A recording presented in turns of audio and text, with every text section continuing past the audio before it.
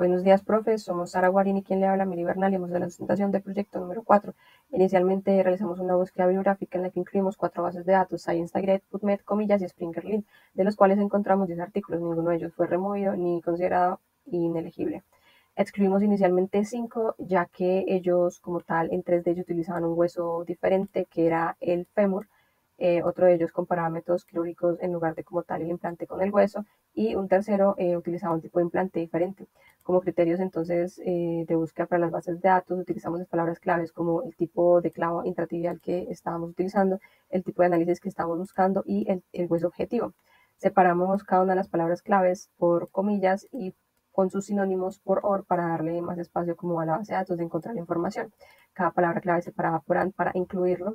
En el caso de análisis de elementos infinitos, incluimos específicamente las palabras de ANSYS o ANSYS Workbench, el hueso objetivo, y excluíamos directamente entonces el fémur, que era un hueso que nos aparecía muchas veces, pero no lo estábamos buscando. Finalmente decidimos excluir 3 artículos con los siguientes criterios de exclusión e inclusión: el tipo de análisis que hacían, ya fuera tracción, estrés o fatiga, que estuviera muy completo; el tipo de modelo, que se pareciera lo más posible a la tibia y el tipo de clavo intramedular tibial que teníamos; el software aplicado, por facilidad ANSYS, que tuviera las propiedades de los materiales y que estos fueran realistas, los que estuvieran aplicados, como por ejemplo el titanio para el implante, y que tuviera módulo de Young, coeficiente de Poisson, densidad y todas esas propiedades.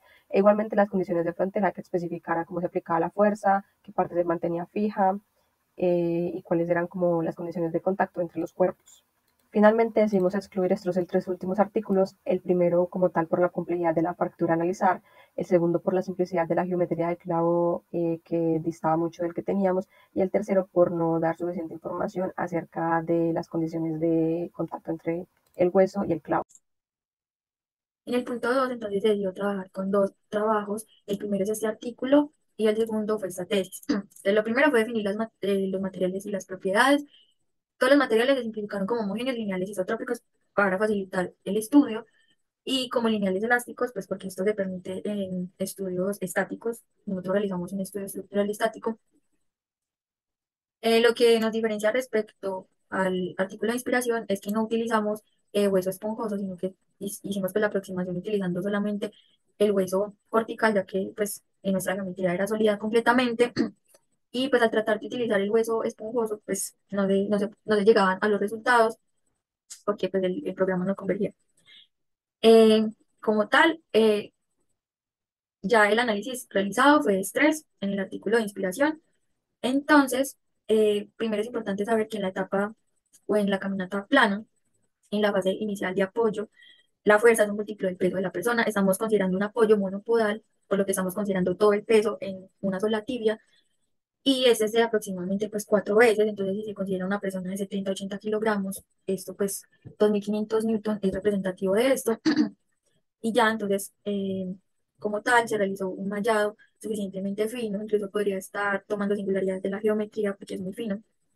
Se asignaron los materiales para el implante, para el hueso, y se realizaron las simulaciones. Como tal, la que nos interesa es la de estrés, y haciendo un zoom a la zona de máximo estrés, se encuentra que es en los tornillos distales, específicamente en el segundo tornillo más distal, que el esfuerzo máximo es de 557 megapascales. Si esto se compara con el estudio fue de 293,23 megapascales. Difieren significativamente, sin embargo, si se compara el valor obtenido en la simulación con el límite elástico del material, entonces este está dentro del rango, lo cual no representaría pues como un régimen plástico o un riesgo estructural inmediato. Sin embargo, pues si se evalúa el factor de seguridad, evidentemente esto sí representa un daño en, como tal, esa parte del tornillo.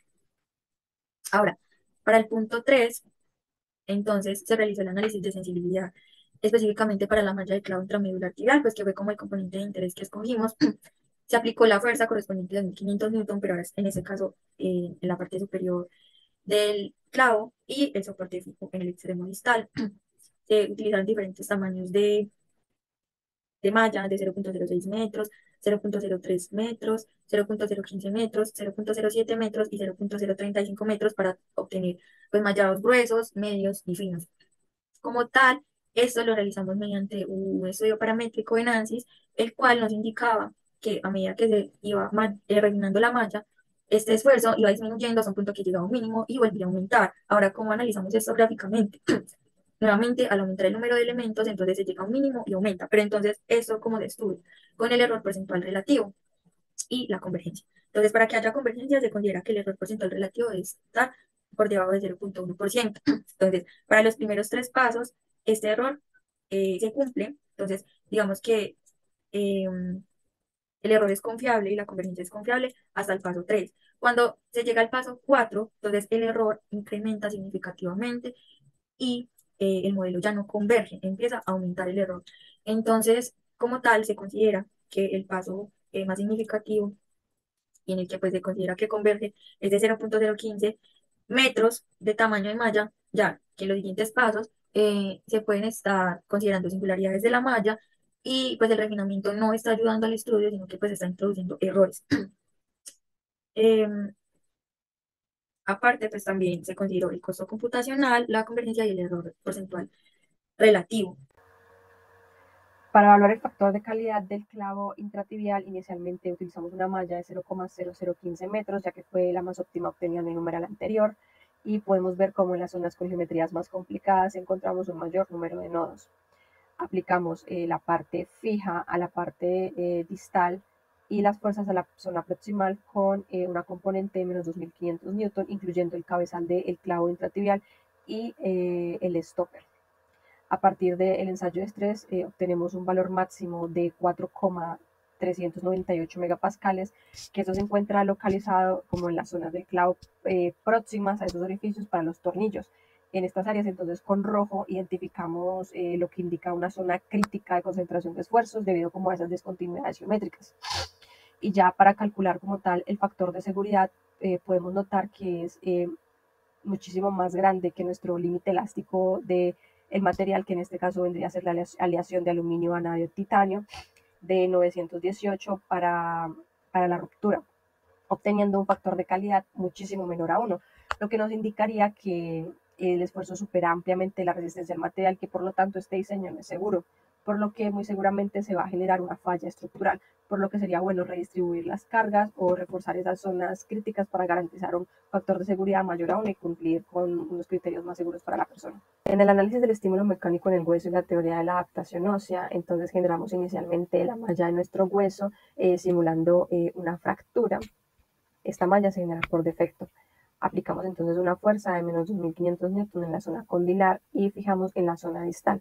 Obtenemos en el equivalent elastic strain un valor máximo de 0,00475, lo cual equivaldría, si lo pasamos a 4750 microstrains, y podemos observar entonces que la zona máxima se encuentra relacionada con esa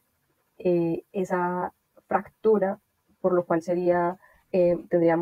existiría más la posibilidad de una fractura reincidente, y especialmente entre el contacto inferior del clavo con el hueso.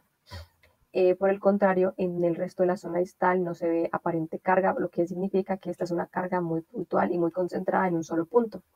Ya analizando como tal entonces la teoría de Frost, podemos observar que ese valor de 4750 supera los 3000, o sea, la sobrecarga dañina, es decir, que es un valor en el que ya el hueso empezaría a dañarse sin forma de recuperarse, lo que querría decir que podría haber una fractura reincidente. Por el contrario, en las zonas donde estaban azules, donde casi no había esa deformación, implicaría a largo plazo un desuso o una pérdida ósea del hueso al no haber presión sobre este. Por lo que si bien inicialmente el implante sirve para estabilizar la fractura, no promovería como esa respuesta adaptativa favorable a largo plazo. Esto debido pues a la reabsorción ósea en las zonas de la diáfisis y al daño por una sobrecarga en un punto muy proximal, por lo que es mejor realizar algún ajuste o reubicación de tornillos, de pronto exponer a la persona a una carga tan grande como para que el hueso tenga esa oportunidad de crecer de forma adaptativa.